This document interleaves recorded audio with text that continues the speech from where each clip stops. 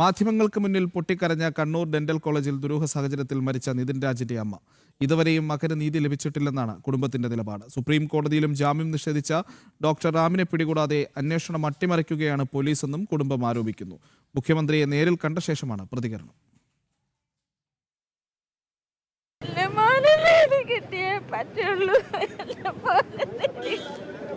എന്നെ 95 ദിവസമായി എല്ലാം പോയിട്ട് എന്റെ പൊന്നുമാനെ നീതി കിട്ടിയില്ല.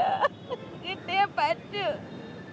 കിട്ടിയില്ല എന്നുണ്ടെങ്കിൽ ഞാനും അവന്റെ അച്ഛനും അവന്റെ കൂടെ പോകും. എനിക്ക് കിട്ടിയേ പറ്റുള്ളൂ. ആത്മഹത്യ അല്ല, മനുഷ്യനിർമ്മിതമായ ഒരു കൊലപാതകമെന്നാണ് ബന്ധുക്കൾ വിശ്വസിക്കുന്നത്. എല്ലാവരും അങ്ങനെയാണ് വിശ്വസിക്കുന്നത്. അതുകൊണ്ട് തന്നെ